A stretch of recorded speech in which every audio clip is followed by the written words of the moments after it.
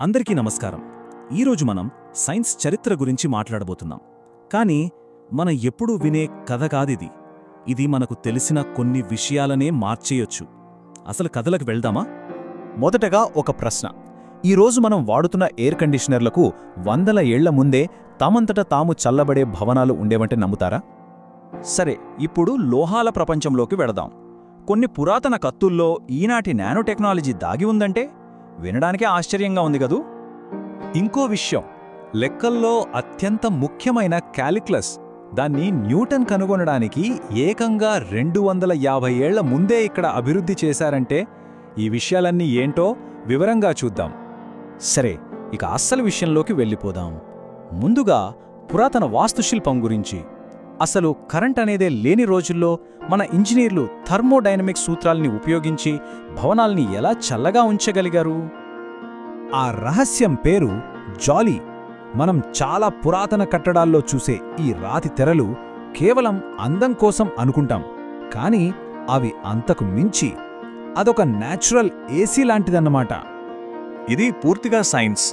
సింపుల్గా చెప్పాలంటే బయట నుంచి వచ్చే గాలి వెడల్పాటి రంధ్రాల నుంచి లోపలికి వస్తుంది.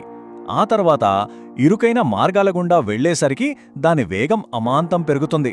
అలా వేగంగా వచ్చిన గాలి గదిలోకి రాగానే ఒక్కసారిగా విస్తరించి చల్లబడుతుంది. దీన్నే మనం వెంటూరి ఎఫెక్ట్ అంటాం. ఎంత అద్భుతమైన ఆలోచన కదా! అయితే అసలు పాయింట్ ఏంటంటే, ఎలాంటి కాలుష్యం లేని ఈ పురాతన టెక్నాలజీ ఎంత పవర్ఫుల్ అంటే, ఇప్పటి ఆధునిక భవనాల్లో కూడా ఈ జాలిలాంటి స్క్రీన్లను వాడితే మన ఏసీ వాడకాన్ని ఏకంగా 35% తగ్గించవచ్చని కొన్ని స్టడీస్ చెప్తున్నాయి. ఆలోచించండి, ఇది ఎంత పెద్ద విషయమో. సరే, పెద్ద పెద్ద భవనాల నుంచి ఇప్పుడు చాలా చిన్న ప్రపంచంలోకి వెళ్దాం. అదే నానోటెక్నాలజీ. లోహశాస్త్రంలో అంటే మెటలర్జీలో మన పూర్వీకులు చేసిన అద్భుతాలేంటో చూద్దాం. మనం మాట్లాడుతున్నది ఉక్కు స్టీల్ గురించి. ప్రపంచ ప్రసిద్ధిగాంచిన డమాస్కస్ కత్తులు తయారు చేసింది ఈ స్టీల్తోనే. క్రీస్తుపూర్వం 300లోనే దక్షిణ భారతదేశంలో దీన్ని తయారు చేసేవాళ్లు. దీని ప్రత్యేకత ఏంటంటే, ఇందులో కార్బన్ నానోట్యూబ్స్, సిమెంటైట్ నానో వైర్స్ ఉండేవన్నమాట. అంటే ఇదొక రకంగా పురాతన నానో టెక్నాలజీనే. ఇక్కడొక ఆసక్తికరమైన పోలిక చూడొచ్చు. యూరోపియన్లు అప్పట్లో స్టీల్ని ఎలా తయారు చేసేవారంటే, ఎక్కువ కార్బన్ ఉన్న లోహాలను ఒక్కదానిపై ఒకటి పొరలుగా పెట్టి అతికించేవారు. కానీ మన ఉక్కు స్టీల్ టెక్నిక్ వేరు. ద్రవరూపంలో ఉన్నప్పుడే దాని లోపల ఒక నానో స్ట్రక్చర్, అంటే ఒక సూక్ష్మ నిర్మాణం ఏర్పడేలా చేసేవాళ్లు. బలమంతా బయట పొరల్లో కాదు, లోపలి నిర్మాణంలోనే ఉండేది. ఈ కెమిస్ట్రీ నైపుణ్యం కేవలం ఉక్కు స్టీల్కే పరిమితం కాలేదు. దీనికి బెస్ట్ ఎగ్జాంపుల్ ఢిల్లీలోని ఇనుపస్తంభం. ఏకంగా 1600 ఏళ్లకు పైగా ఇప్పటికీ కొంచెం కూడా తుప్పు పట్టకుండా నిలబడి ఉంది. దాని వెనకున్న రహస్యం మిస్సా వైట్ అనే ఒక రక్షణ కవచం. అసలు విషయం ఏంటంటే, ఆ స్తంభం తయారీలో వాడిన ఇనుములో ఫాస్ఫరస్ శాతం ఎక్కువగా ఉంది. సాధారణంగా ఫాస్ఫరస్ను ఒక మలినంగా భావించి తీసేస్తారు, కానీ ఇక్కడ దాన్ని అలానే ఉంచడం వల్ల అదే ఆక్సిజన్, తేమ తగలకుండా ఒక ప్రొటెక్టివ్ లేయర్గా మారింది. అంటే ఒక మలినమే దానికి వరంగా మారిందన్నమాట. ఇలాంటి ప్రాక్టికల్ ఆవిష్కరణలు ఊరికే రావు కదా. వాటి వెనుక ఖచ్చితంగా బలమైన థియరిటికల్ సైన్స్, అంటే సైద్ధాంతిక పరిజ్ఞానం ఉండి తీరాలి. ఈ పరిజ్ఞానం గురించి తెలిస్తే మనం చదువుకున్న సైన్స్ చరిత్ర పుస్తకాలను మళ్లీ తిరగరాయాలేమో అనిపిస్తుంది. దీనికి ఒక అద్భుతమైన ఉదాహరణ క్యాల్క్యులస్. మనం సాధారణంగా న్యూటన్, లీబ్నిస్ పేర్లు వింటాం, కానీ వాళ్ళకంటే సుమారు 250 ఏళ్ల ముందే, అంటే 1400లోనే మన కేరళ స్కూల్కు చెందిన మాధవుడు లాంటి గణిత శాస్త్రవేత్తలు క్యాల్క్యులస్కు మూలమైన ఇన్ఫైనైట్ సిరీస్లను కనుగొన్నారు. సైన్, కొసైన్ల కోసం వీటిని వాడారు కూడా. ఇంకా వెనక్కి వెళ్తే క్రీస్తుపూర్వం 6వ శతాబ్దంలోనే కణాద మహర్షి తన వైశేషిక సూత్రాల్లో చలనం గురించి చెప్పారు. ఆయన చెప్పిన విషయాలు న్యూటన్ చెప్పిన చలన నియమాలకు చాలా దగ్గరగా ఉంటాయి.